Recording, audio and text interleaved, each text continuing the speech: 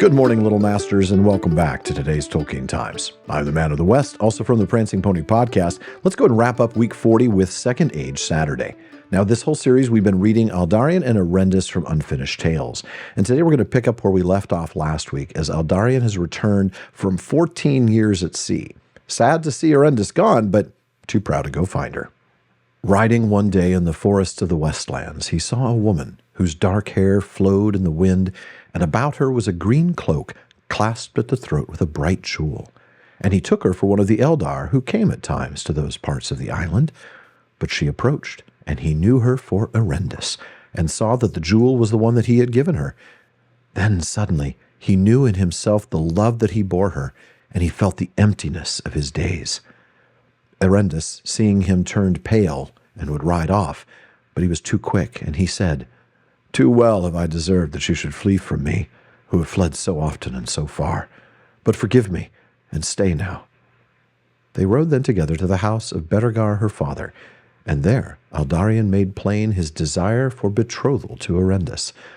But now Erendis was reluctant, though according to custom and the life of her people, it was now full time for her marriage. Her love for him was not lessened, nor did she retreat out of guile, but she feared now in her heart that in the war between herself and the sea for the keeping of Aldarion, she would not conquer. Never would Erendis take less, that she might not lose all.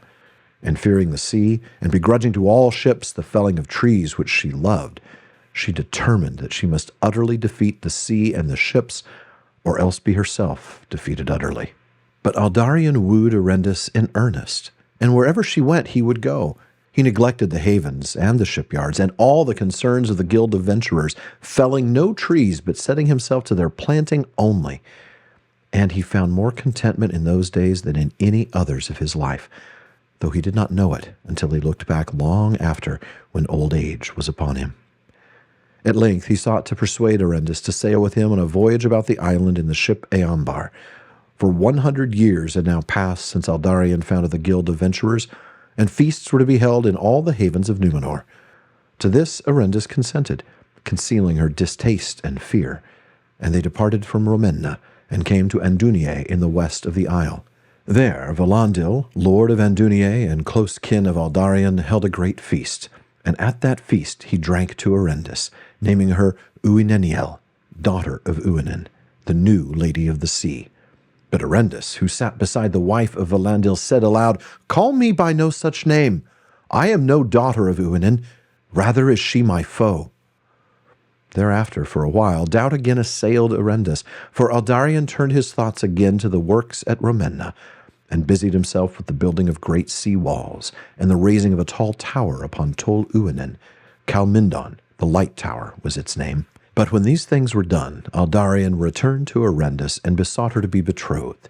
Yet still she delayed, saying, "I have journeyed with you by ship, Lord. Before I give you my answer, will you not journey with me ashore to the places that I love? You know too little of this land for one who shall be its king." Therefore they departed together, and came to Emerie, where were rolling downs of grass, and it was the chief place of sheep pasturage in Númenor, and they saw the white houses of the farmers and shepherds, and heard the beating of the flocks. There Erendis spoke to Aldarion and said, "Here could I be at ease." "You shall dwell where you will as wife of the king's heir," said Aldarion, "and as queen in many fair houses, such as you desire." "When you are king, I shall be old," said Erendis. "Where will the king's heir dwell meanwhile?" "With his wife," said Aldarion, "when his labors allow, if she cannot share in them." "I will not share my husband with the Lady Uinen," said Erendis. "That is a twisted saying," said Aldarion. "As well might I say that I would not share my wife with the Lord Orome of Forests, because she loves trees that grow wild." "Indeed you would not," said Erendis, "for you would fell any wood as a gift to Uinen if you had a mind."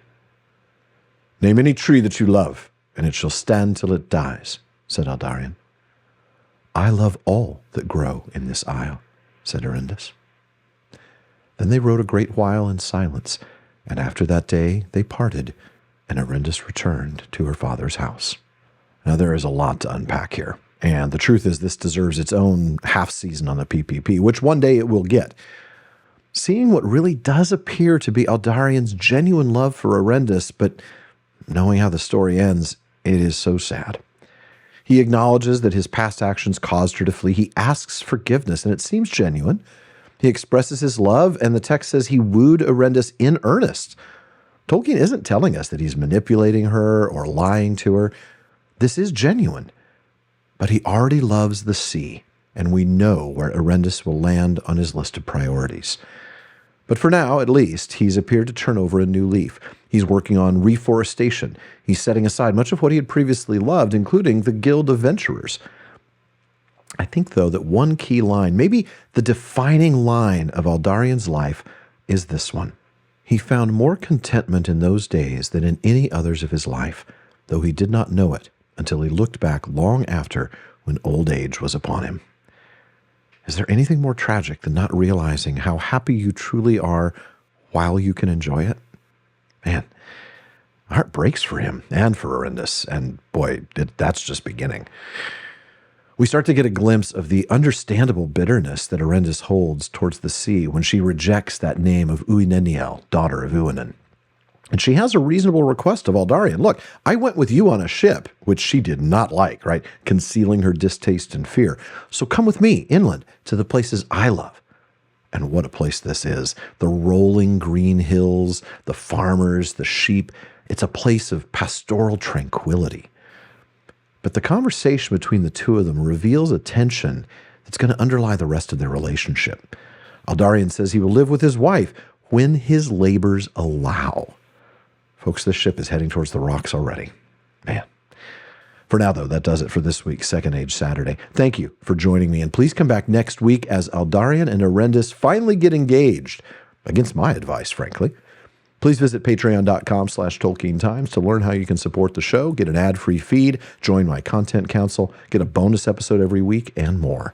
And please, if you're watching this on YouTube, you know the drill. Like and subscribe. On a podcast app, follow or subscribe, and everybody follow @Tolkien Times on social media. Finally, as Faramir says, go with the goodwill of all good men.